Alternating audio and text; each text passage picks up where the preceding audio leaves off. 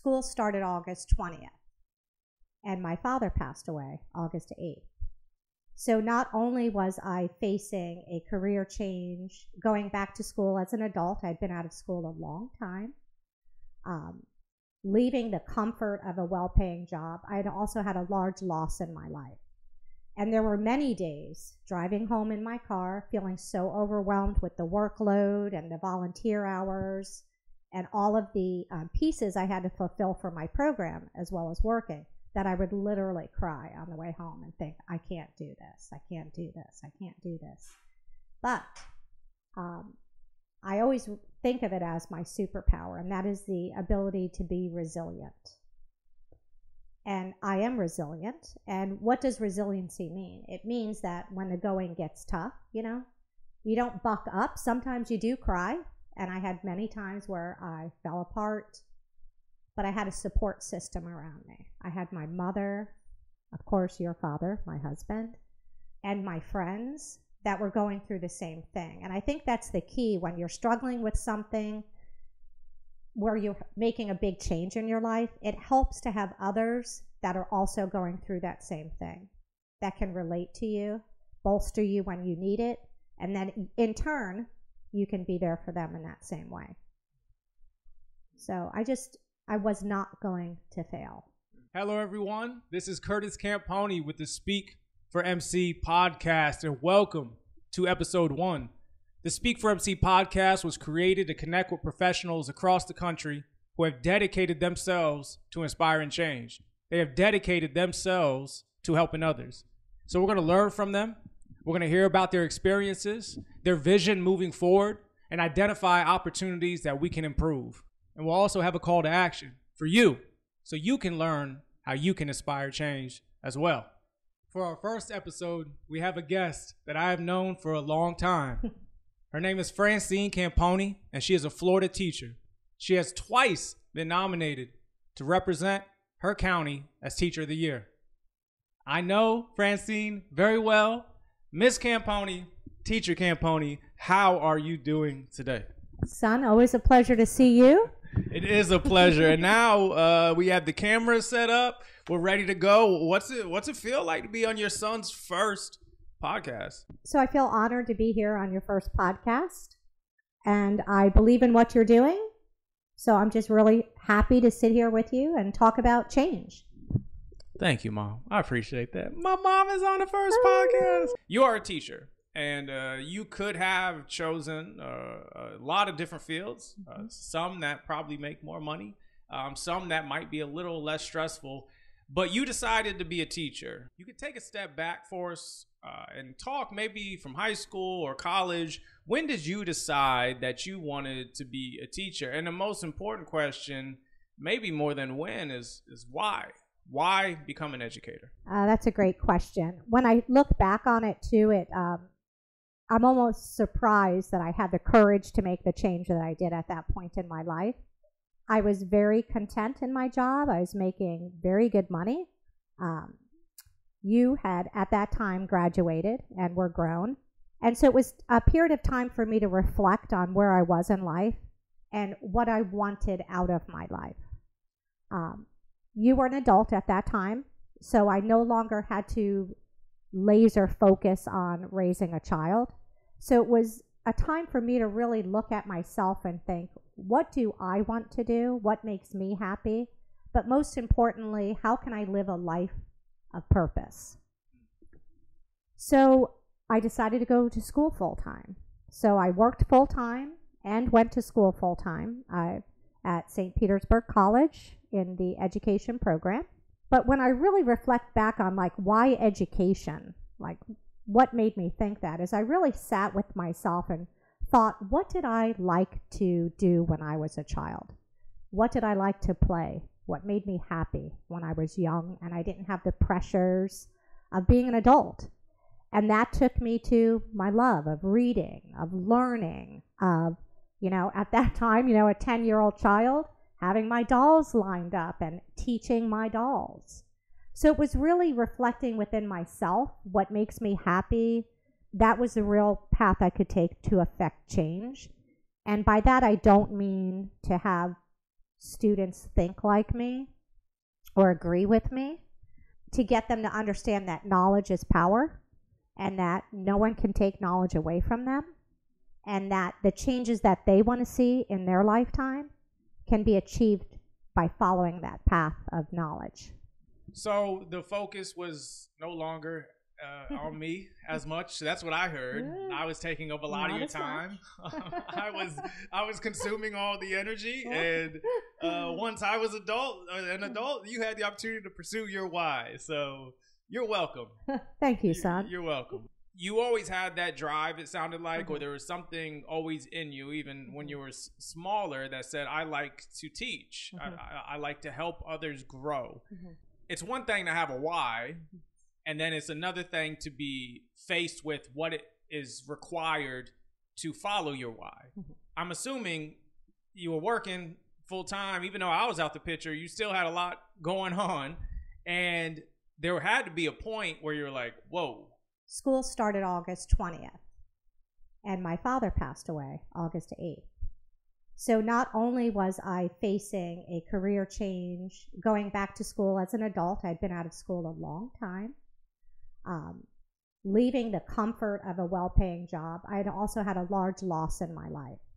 And there were many days driving home in my car, feeling so overwhelmed with the workload and the volunteer hours and all of the pieces I had to fulfill for my program, as well as working, that I would literally cry on the way home and think, I can't do this, I can't do this, I can't do this.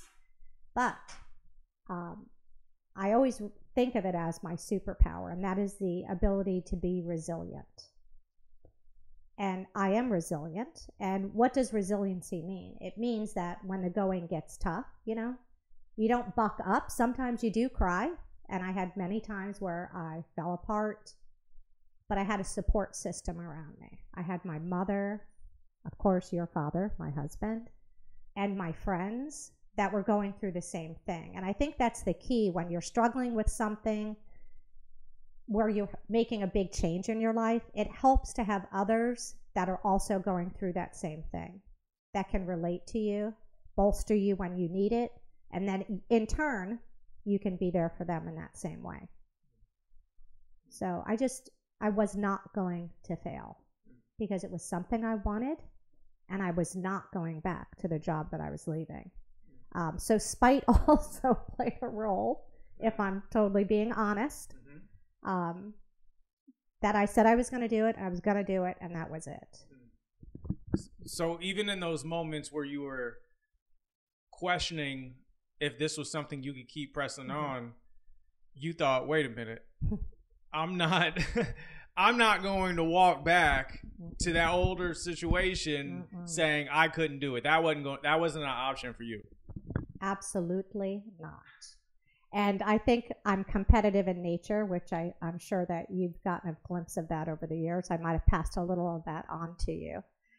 So when I say competitive, it's not, competing against others, but it's when I make a promise to myself, even through the struggle, I'm going to be resilient and say, no, you said you're going to do this. And there was no way I was going to turn back with my tail between my legs and return to my old job, even though I was there currently.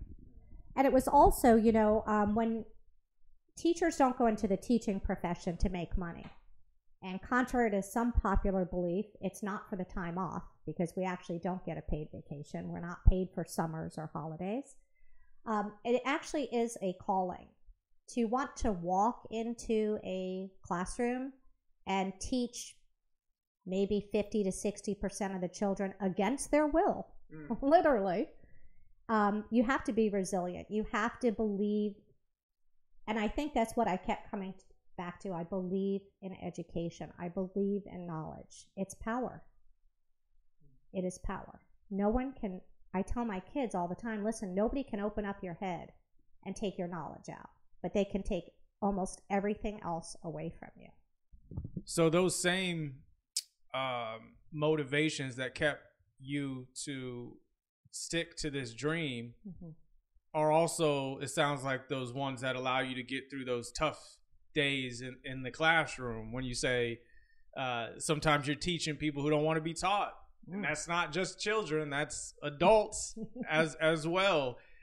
So being able to, you maintained, which is really fascinating to me, is those same like values and drive and purpose that inspired you to take that leap and then overcome the adversity to succeed in that. You didn't just say, okay, those allowed me to get to my goal. Those are now every single day helping you sustain and work towards that goal continuously, even when it gets really, really hard in the classroom. So the year that COVID shut down the schools and the kids left for spring breaks, I was like, see you guys after spring break. And then I never saw that group of kids again because they went online. And at that time, you know, they shut the cameras off. So I was basically talking to a blank screen. That was tough. But at the beginning of COVID, you know, we were all fearful. We didn't know, you know, exactly, you know, how contagious it was. So I also felt comfort in the fact that, okay, at least everyone's safe. The tough year was the next school year when the cases were surging, the numbers were higher than ever, and we were back in the classroom, and that was it. Which I preferred because I could feel like I suffered teaching online because I couldn't make the connections with my kids. But that was the toughest year of my life in the teaching profession because not only did I have kids in the classroom that were behind in, you know, academically, socially, emotionally, but I was also teaching kids virtually at the same time. So anything I did in class, I had to find out a way to do, you know, flip it and make it digital. How do you keep kids and behaviors in your room settled while you had kids online? It was very difficult, extremely difficult. But I went back again to these kids need me now more than ever. Their parents need me in the classroom so they can go to work, so their lives aren't affected. So it was a tough year, but I would say that was the year I felt most appreciated by the community because I think they realized teachers are more than babysitters. And me being there allowed them to do what they needed to do to keep their family safe, to provide for their family. But it was very difficult. I don't think the appreciation lasted long. But that was true resiliency. We talked about crying, you know, on the way home from college when it was really tough. That was the year that I really had to find people that were going through the same thing because I could not go it alone that year. It was extremely tough. I think that's the interesting part of getting into a field where you help others, but change is hard and it's unpredictable. And there's so many things that could get in the way of that process. If you could go back and talk to Francine, who was just entering school to become a teacher, what guidance would you give her in preparation of these challenges that you just spoke about? I wouldn't. Because that person that I was that began this journey and that process, that's where you need to be an educator. You need to be maybe a little naive in thinking that you can do it all. Because I think that if you went back to tell your past self some advice, wouldn't that change your course? Wouldn't that change your direction? Wouldn't that change the lessons you learn? So all the lessons that I've learned have brought me to the point that I know that I'm an effective educator. You talked about I have represented 2 different schools as Teacher of the Year. So I know I'm an effective educator, but more importantly, the thing that I'm best at is building relationships with kids. So if I were to go back and tell past self, oh, hey, watch out. Oh, you're going to be overwhelmed and you're not going to have enough time and all of these things that really pile on top of the profession, I don't know if I would have made the same decision. And I'm happy I made the decision I made because I still feel like I'm living a life of purpose. So what does that mean? I know that not every student, but I know one day when my students are grown and they have children of their own and they meet their child's 5th grade teacher, I know several of them are going to say, I remember my 5th grade teacher, Mrs. Campogni. So how do I know that? Because it makes me tear up a little bit, but it's happened to me on multiple occasions. We're just out of the blue, kids that you don't think you've affected or built a strong enough relationship with pop up into my life, specifically to come back and say, hey, Mrs. Campogni, I think about you all the time. I miss you. And I'm always shocked, like, oh my goodness. But I think the reason I'm able to build relationships and impact kids is because I see them for the people that they are. And I treat them as such. Like, I accept them coming in the door. And I'm not there to change them. I'm there to inspire them to change. Especially the grade I teach, it might seem, oh, they're elementary school. But 5th grade is, not like 5th grade 10 years ago, A lot, especially with the advent of social media on them, has been another caveat that I've had to deal with as an educator. All right, so the whole purpose of this podcast is to not only talk about change, but be realistic that it's a long process. I always say when I do trainings, taking a step towards change is hard, but committing to change long term is the hardest, right? So let's pivot for a second and talk about some of the challenges that are happening right now from your perspective as an educator that could potentially be getting in the way of change. Oh, that's a great question. Many challenges, of course, or obstacles. But one challenge I really noticed since the kids, went on the COVID break and were at home more, is the pressures of social media on our young people. So I think back when I was a young person, even when you were younger, like how fortunate we were that the mistakes we made were not permanent record. So I see that troubling for particularly my female students that spend a lot of time on social media. They bring issues that occur on social media into the classroom, which impacts their learning negatively. They're consumed by posting the right video or posting the right photo, which impacts their learning. The boys are more obsessed with video games, right? Not as much the social media aspect of it as the video game. So as an educator, extremely challenging, because I always tell the kids, listen, I'm not as entertaining as YouTube. I'm not as entertaining as TikTok or Instagram. Well, maybe now, because you're going to be on YouTube. Well, so. Google. So now there's a dilemma, right? So what if your kids are watching this in the classroom? Now, hypocrisy. Well, they'll know exactly where I'm going with this. Please. Because I talk to them about TikTok all the time. It's challenging for me as an educator to see my students have another layer of pressure added to them because of social media, especially at such a young age, 10, 11 years old, trying to form bonds. They're starting to care more what their peers think about them and their social status. So it's disturbing to me that they have that extra layer of pressure on them and the amount of time that kids are spending on it now, especially at such a young age. That's tough. I can't even imagine. And you mentioned it earlier that we didn't have this. Mm-hmm. And I was bullied a little bit in school. Well, not a little bit. Every single year got suspended for some bully-related issue.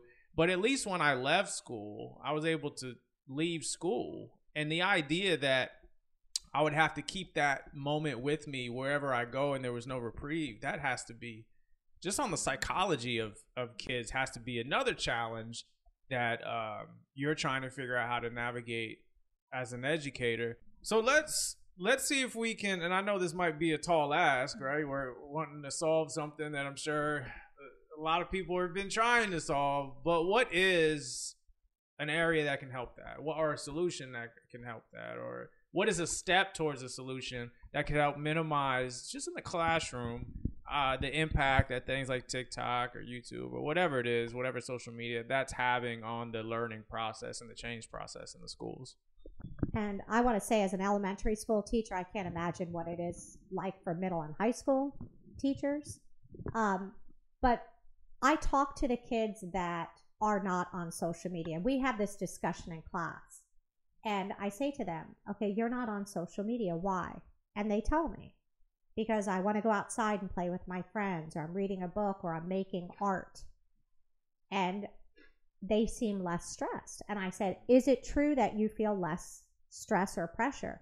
And they say, absolutely. And the kids that are consumed with social media, when we have these conversations and they take a break from it, they always come back the next day and say, Miss Campogni, I had such a great night. I didn't turn my phone on. And it also sounds like if the kids have something else that's triggering like a positive experience for them or positive feelings, that gives them almost the power to step away from social a little bit. If they're outside playing, if they're in sports, if they have a good book.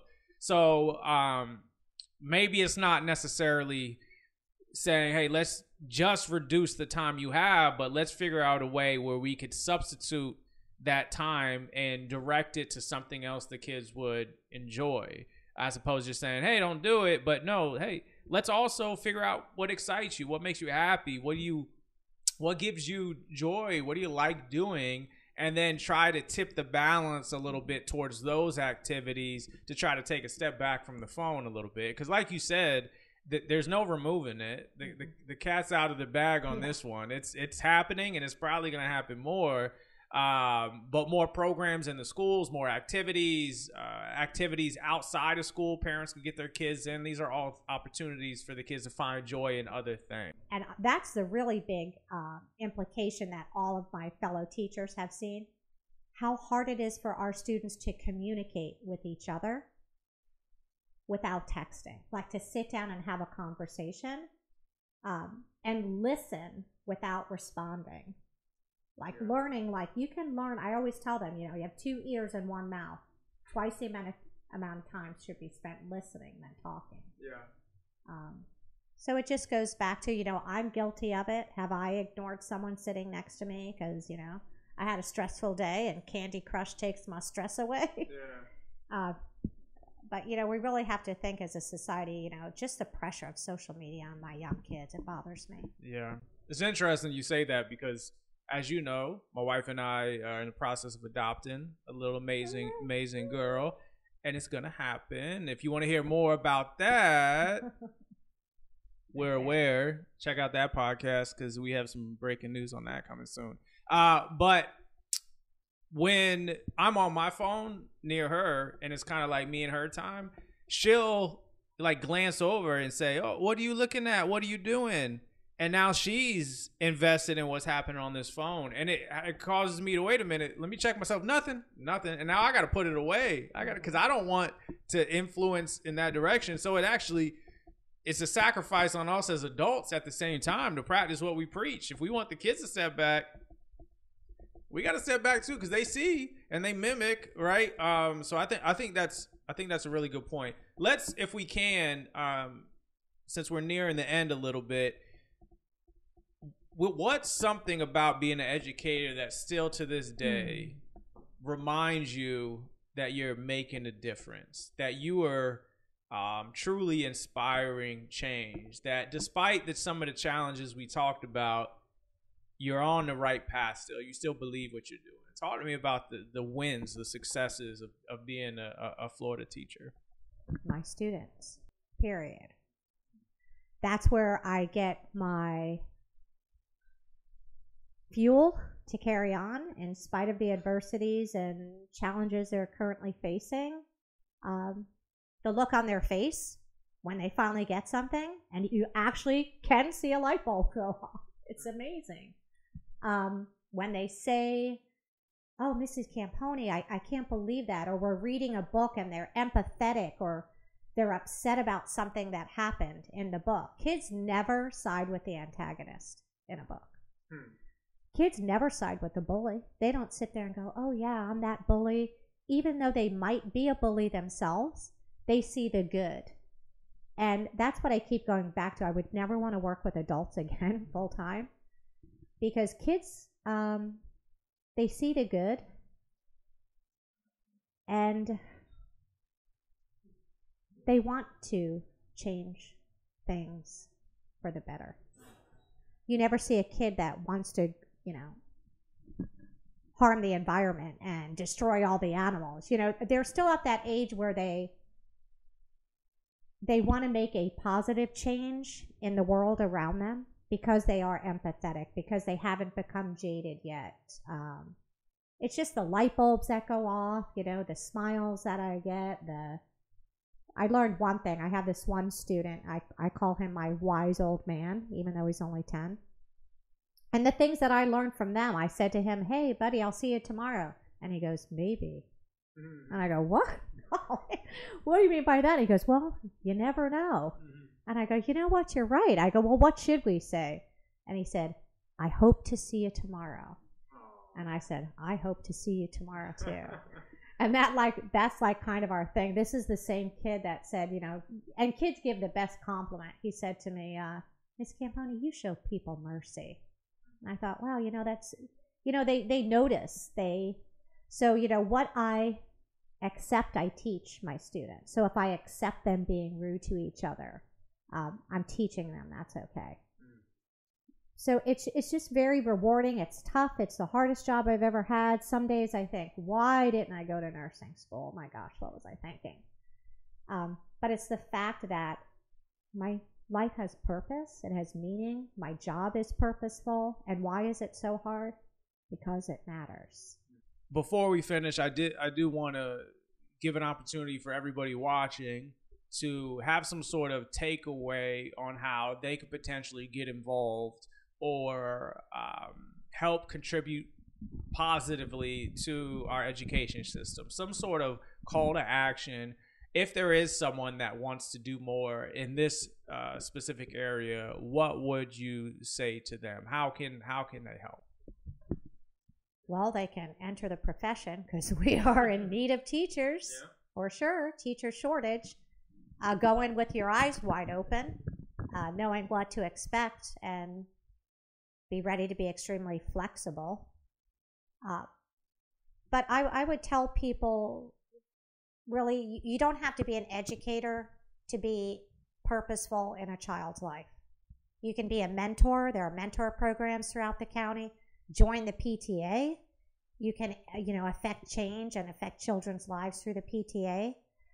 Donate items to schools. Be a guest speaker. I'm waiting for you to come in and talk to my kids about goal setting before they head off to middle school. So I'm going to hit you up and end on that note.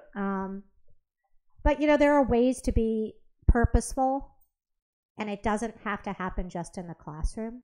I like that. All right. So you heard it. Join the school system. Become a teacher. You'll love it. Or if not, there's a lot of other opportunities there. Well, Miss Campogni, Mom, I appreciate this. This was a great conversation. I am obviously super proud and blessed to have you as my mom. And I like to think that some of those values and drive and competitive nature you have has been passed on to me as well. So absolutely. Thank you for being the very first Speak4MC podcast guest. Welcome. And now when your students are in the classroom watching it, you can say, you could keep that thing on. I'm kind of famous, guys. Yeah, you could keep it on just for a little longer. All right. Thank you, Miss Campogni. Love you, honey. I appreciate it. Bye.